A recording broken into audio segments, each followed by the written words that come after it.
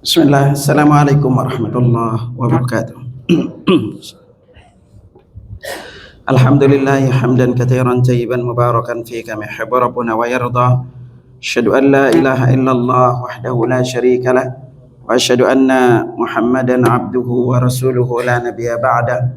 Allahumma salli wa sallim ala nabiyyina Muhammad sallallahu alaihi wasallam.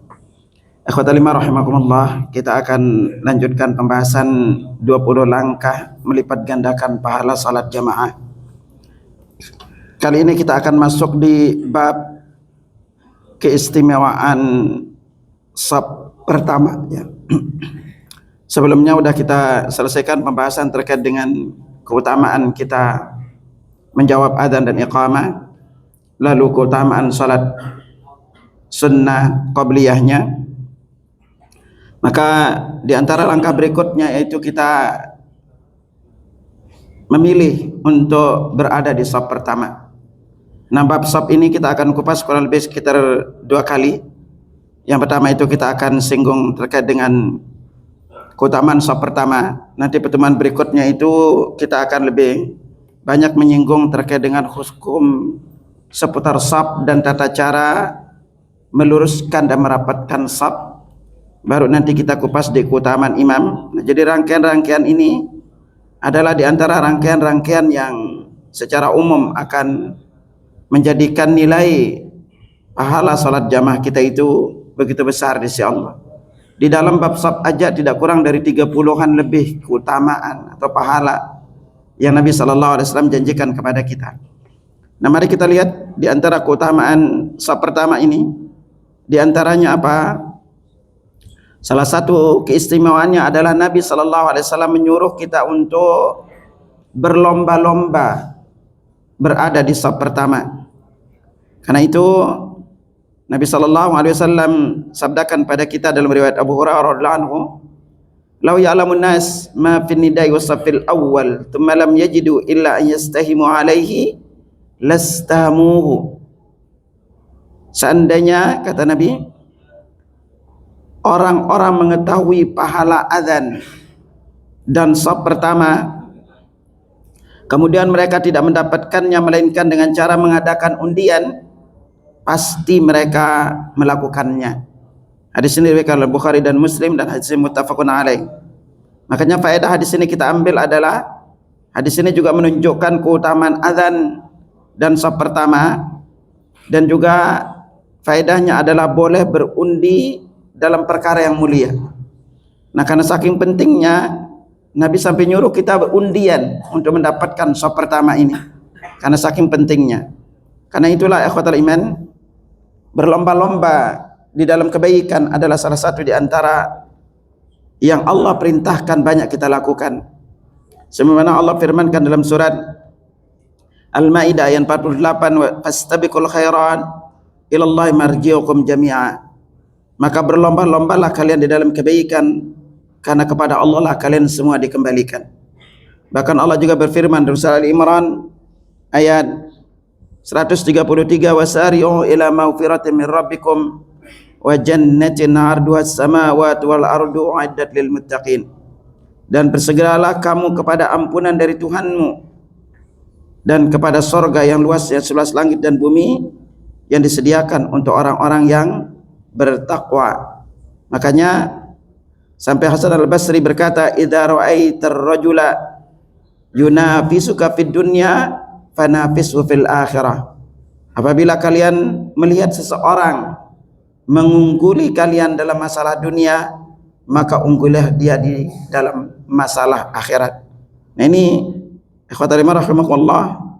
Jadi perkara untuk kita berlomba-lomba apalagi mendapatkan saf pertama ini adalah perkara yang sangat dianjurkan.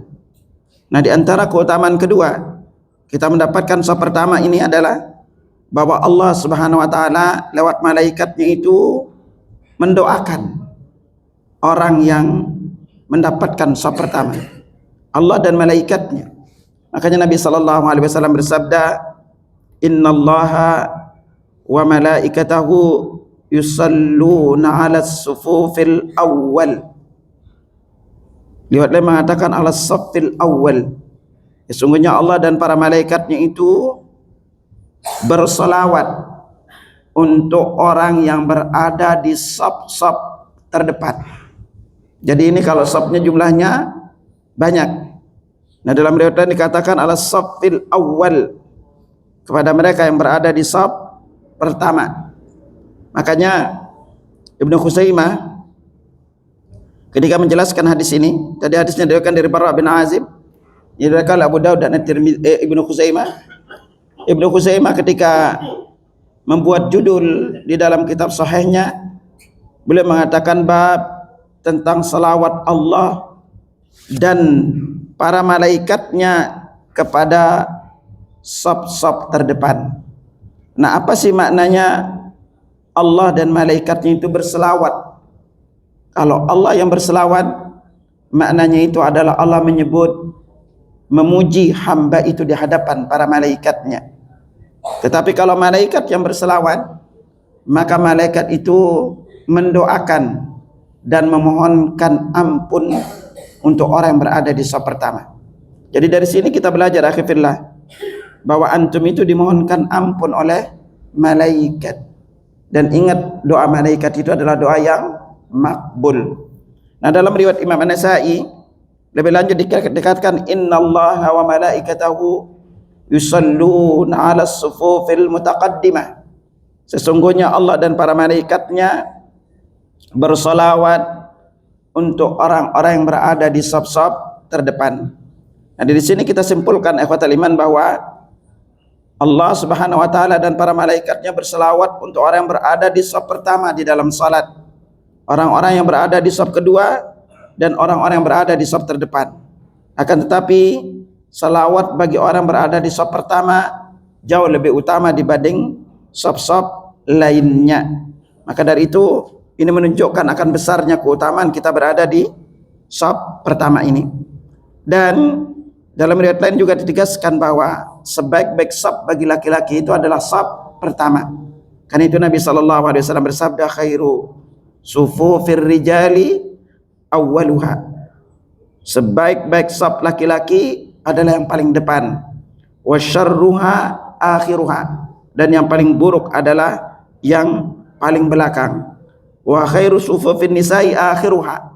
Sementara kalau wanita, sebaik-baik saf wanita itu adalah yang paling belakang. Wa syarruha awwaluha. Dan yang paling jelek atau paling buruk adalah yang paling depan. Nah, tetapi ya akhwatal iman, kenapa kok saf laki-laki ini dikatakan paling buruk? Karena intinya semakin dekat dengan tempat wanita itu semakin buruk. Tetapi kalau ada penghalang, maka tetap saf wanita itu yang paling depan, yang paling afdal. Kalau dia ada penghalang, karena dulu di zaman Nabi SAW wanita itu tidak memiliki tirai. Makanya Nabi SAW ketika salam, terutama di sholat subuh, mereka pada pergi langsung, yang para wanitanya. Nah, ketika menjelaskan hadis ini Imam Nawawi dalam Syarah Sahih Muslim, beliau berkata bahwa saf yang jelek bagi laki-laki maupun wanita artinya sedikit pahala dan keutamaannya, karena berada pada posisi yang semakin jauh dari yang diperintahkan syariat. Adapun yang dimaksud dengan saf pertama adalah saf yang berada di belakang imam, baik orang itu datang ke masjid awal maupun datang belakangan. Adapun pendapat yang mengatakan bahwa patokan saf pertama ditinjau dari awal kedatangan ke masjid, meskipun dia datang di barisan belakang, maka ini tidak tepat. Jadi makanya kadang-kadang kita itu udah datang lebih awal, seringkali memilih yang belakang, padahal saf di depan itu seringkali masih kosong. Maka majulah akhirnya. Nah, karena itulah di dalam Sahih Fikih Sunnah dijelaskan bahwa kondisi saf wanita yang paling baik belakang ini berlaku ketika para wanita salat berjamaah bersama-sama di belakang saf laki-laki. Adapun jika wanita salat di belakang imam wanita atau salat di belakang imam laki-laki namun dipisah oleh jamaah laki-laki di tempatnya tersendiri, maka yang terbaik adalah saf terdepan. Hal ini berdasarkan keumuman hadis yang menunjukkan keutamaan shaf pertama. Nah, antum akhifillah yang terbiasa juga telat dari shaf awal, malas memilih shaf pertama, maka berhati-hatilah, jangan sampai kita termasuk nanti orang yang ditelatkan juga keluar dari neraka. Karena Nabi SAW bersabda, la yazalu qaumun yata'akharun hatta yuakhirumullah. Orang-orang yang terbiasa mengakhirkan hadir ketika salat jamaah, niscaya Allah akan mengakhirkan urusan mereka. Imam Nawawi menjelaskan maknanya adalah orang-orang yang datang akhir sehingga tidak mendapatkan shaf pertama, maka Allah pun akan mengakhirkan bagi orang tersebut rahmatnya, kemuliaan dan keutamaan, ketinggian kedudukan, ilmu yang bermanfaat, dan kebaikan yang lainnya. Nah, ini maka perintah untuk kita berada di shaf pertama ini juga larangan untuk kita suka mengakhirkan berada di shaf pertama. Nah, di antara hadis lain akhifillah yang menjelaskan keutamaan kita berada di shaf pertama, bahwa orang yang berada di shaf pertama selain didoakan oleh malaikat, maka Nabi SAW juga mendoakan orang tersebut. Dalam hadis riwayat Imam Ahmad dari Abu Umamah, Nabi SAW bersabda, innallaha wa malaikatahu yusholluna 'alas shaffil awwal. Sesungguhnya Allah dan para malaikatnya bersalawat untuk yang berada di shaf pertama. Qalu ya Rasulullah wa tsani. Wa Rasulullah, yang shaf kedua dong. Nabi tetap bersabda, innallaha wa malaikatahu yusholluna 'alas shaffil awwal. Sesungguhnya Allah dan para malaikatnya bersalawat untuk orang yang berada di shaf pertama. Qalu wa tsani, qala wa tsani, yaitu yang shaf kedua juga. Hadis ini diriwayatkan Imam Ahmad dan Hasan kalau Al-Albani rahimahullah dalam Sahih Targhib wa Tarhib. Nah, di sini kita belajar bahwa orang yang berada di shaf pertama itu didoakan malaikat sebanyak 2 kali, dan yang berada di shaf kedua didoakan hanya sekali. Dan hadis lain juga yang diriwayatkan Imam Nasa'i, juga Ibnu Majah dan Ibnu Khuzaimah dari Bad bin Sariyah, anna Rasulullah sallallahu alaihi wasallam qala, Nabi itu bahwasanya Nabi sallallahu alaihi wasallam kana yastaghfir lis-saffil awwali 3 wa lis-tsani marratan. Nabi itu memohonkan ampun untuk orang yang berada di shaf pertama sebanyak 3 kali, dan yang berada di shaf kedua hanya sekali. Luar biasa, kafil. Jadi Nabi juga memohonkan antum ampun 3 kali. Malaikat memohonkan ampun antum 2 kali. Juga Allah. Nah, bayangkan ini keistimewaan kita hanya memilih untuk berada di shaf pertama dibandingkan kita akan berada di shaf kedua. Nah, kenapa akhifillah? Karena untuk kita berada di shaf pertama, hal yang penting untuk kita ingat itu adalah butuh perjuangan. Yang kedua itu adalah butuh pemahaman. Karena walaupun kadang-kadang orang berada di shaf datang lebih awal, kalau dia tidak mengetahui keutamaan shaf pertama, tetap aja memilih shaf belakang. Tetapi ketika antum tahu keutamaan ini, maka ini menjadikan kita memiliki semangat lebih untuk sekali lagi berlomba-lomba di dalam kebaikan. Karena Nabi SAW yang memerintahkan untuk kita terbiasa, kalau kita udah tahu keutamaan ini, maka kita akan bersegera untuk menunaikan salat. Apalagi antum yang kerja, secara keutamaan bisa jauh lebih besar. Karena kenapa? Terkait dengan tantangan yang antum hadapi. Ketika istirahat, apakah antum akan pilih perut duluan atau memilih Allah duluan? Itu tantangan beratnya. Bagi mereka yang nggak kerja mungkin akan lebih gampang. Karena kenapa? Nggak ada kesibukan lain. Tetapi ketahuilah akhifillah, antum ingat baik-baik kalimat ini. Ketika antum selalu mendahulukan Allah di dalam semua urusan antum dengan memilih untuk salat di awal waktu, ingat baik-baik, ketika kita butuh pertolongan, maka buktikan Allah akan segera menolong kita. Makanya Nabi SAW sabdakan pada kita, ta'arrab ilallah firraha ya'ribka fisyiddah. Kenali Allah, ingat Allah, dekatkan diri kepada Allah dikala kamu memiliki kelapangan waktu, maka Allah pasti akan mengenalimu dikala kamu dalam keadaan sempit. Maka Nabi SAW dalam hadis lain juga bersabda, man sarrahu an yastajiballahu lahu inda syada'idi wal qurab. Siapa saja yang ingin untuk Allah kabulkan doanya ketika dia berada di dalam kesempitan, falyuktirid du'a firraha, maka adalah dia banyak-banyak berdoa kepada Allah dikala dia lapang. Nah, salah satu di antara bukti kita adalah yaitu ketika kita mau untuk bersegera melakukan kebaikan, apalagi terkait dengan salat jamaah ini. Nah, ketika kita memilih untuk senantiasa salat di awal waktu, antum harus ingat baik-baik bahwa senantiasa kita salat di awal waktu termasuk di antara penyebab terbesar yaitu doa kita diijabah oleh Allah Subhanahu wa taala. Nah, ini di saf pertama ini akhi fillah. Maka kita di dalam kita memilih, terutama antum berhati-hati untuk suka telat dari saf pertama. Sampai Syekh Utsaimin ketika menjelaskan terkait dengan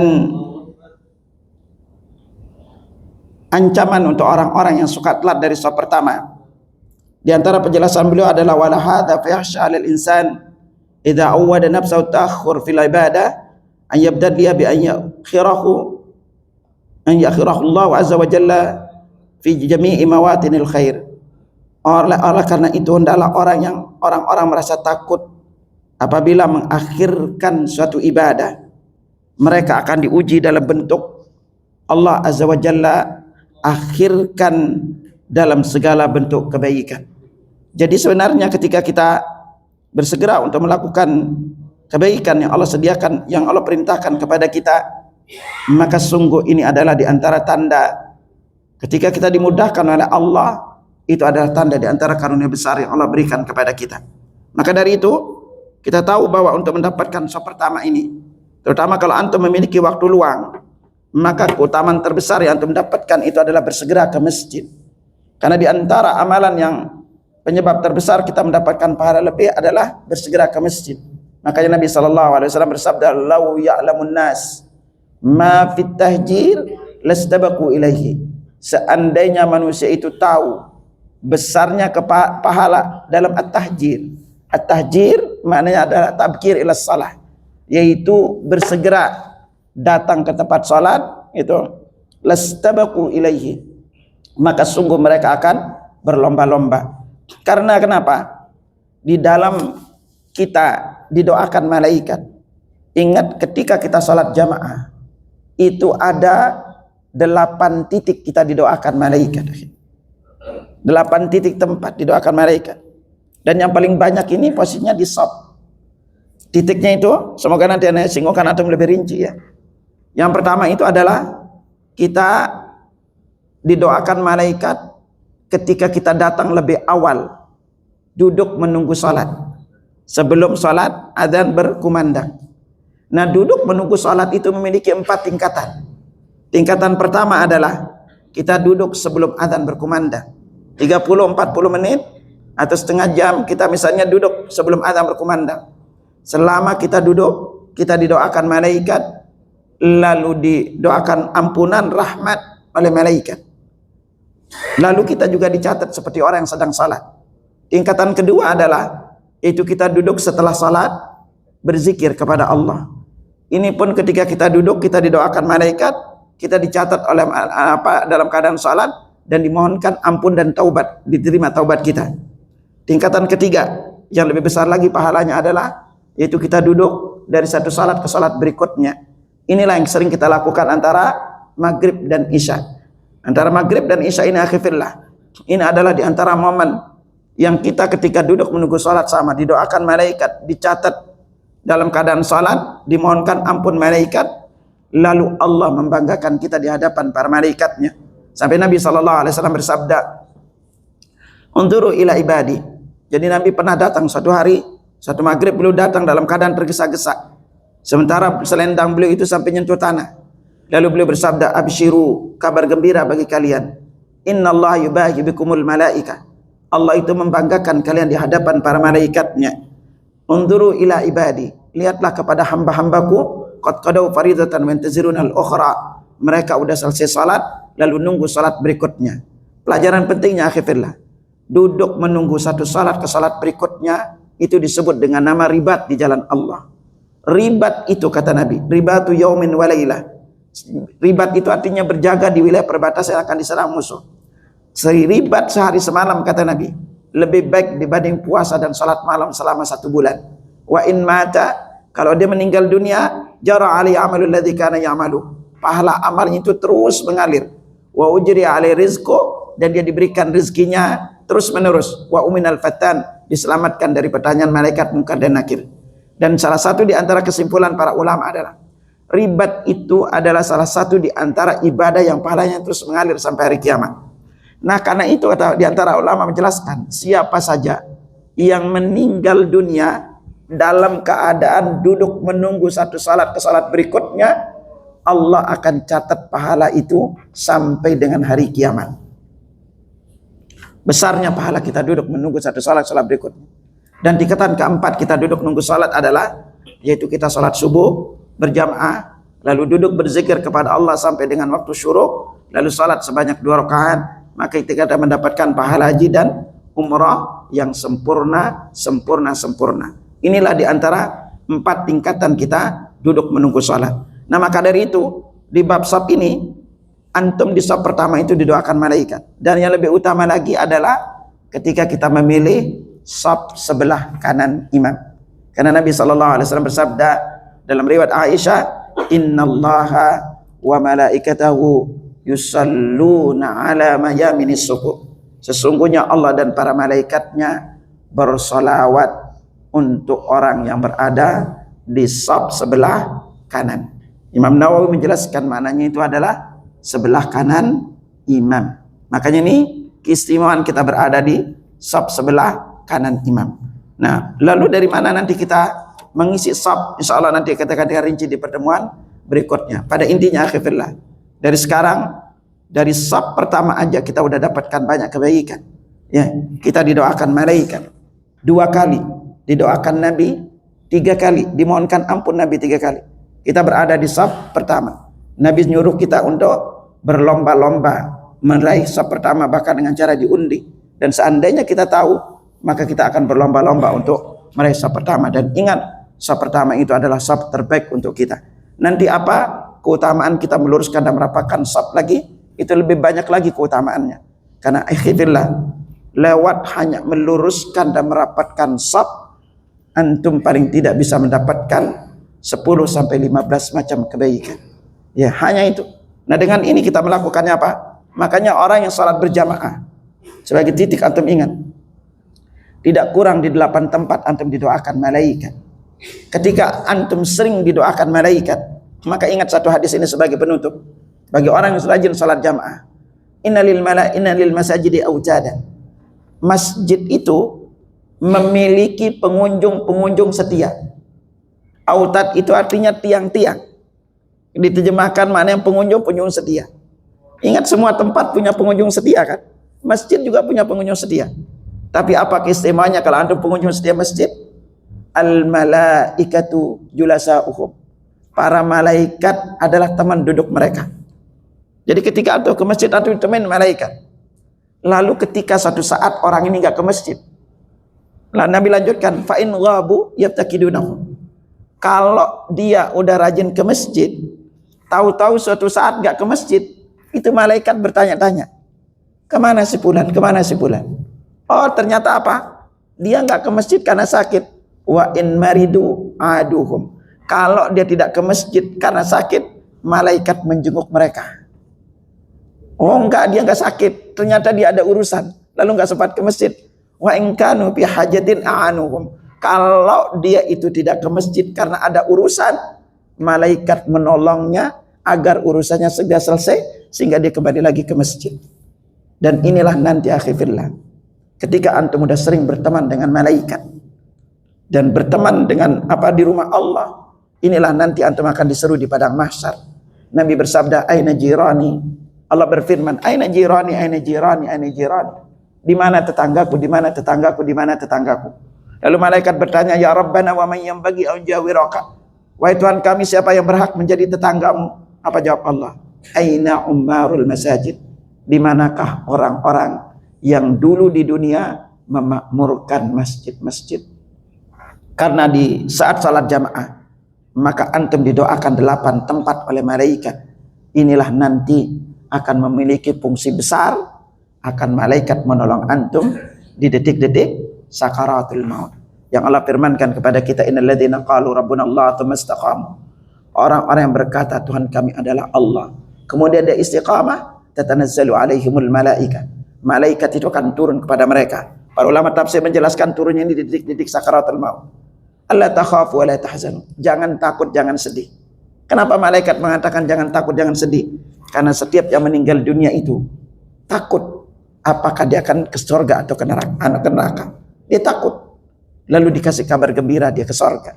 Makanya kalau meninggal dunia dia tersenyum. Lalu wala tahzanu, jangan sedih. Kenapa dia sedih? Setiap orang yang akan meninggal dunia itu diperlihatkan anaknya akan jadi yatim, istrinya akan jadi janda. Makanya dia sedih meninggalkan istrinya. Tapi malaikat berkata, jangan takut, jangan sedih. Nahnu awliya'ukum fil hayati dunya wa fil akhirah. Kami akan menjadi penolongmu selama anakmu, keturunanmu hidup di dunia. Dan kami juga nanti akan menjadi penolongmu di akhirat. Makanya ketika dia dapat kabar itu, dia meninggalkan dunia dalam keadaan tersenyum. Maka akhirnya nanti di bab shaf dan berikutnya kita akan tunjukkan kepada antum, terutama di bab salat jamaah, bahwa setiap yang rajin salat jamaah, banyak dalil yang menjelaskan pasti Allah akan wafatkan husnul khatimah. Jadi sekarang antum bisa lihat diri antum, apakah antum akan Allah pastikan wafat husnul khatimah atau tidak? Lihat aja, dimudahkan tidak salat jamaah. Nanti akan singgungan antum dengan hadis, namanya hadis ikhtisamalul a'la, yaitu malaikat diskusi, malaikat yang jadi diskusi malaikat yang didekatkan kepada Allah apa. Dan ini hadis menjelaskan kepada kita jaminan garansi setiap yang rajin salat jamaah Allah pastikan akan meninggal husnul khatimah. Semoga Allah Subhanahu wa taala senantiasa memberikan kita kesehatan, kemudahan untuk senantiasa beribadah, terutama jagalah salat jamaah. Karena salat jamaah sebentar kita melakukannya, tapi lihat begitu banyak pahala yang Allah siapkan untuk kita. Wallahu a'lam bissawab. Dan sekian, subhanakallahumma wa bihamdika asyhadu an la ilaha illa anta astaghfiruka wa atubu ilaik. Assalamualaikum warahmatullahi wabarakatuh.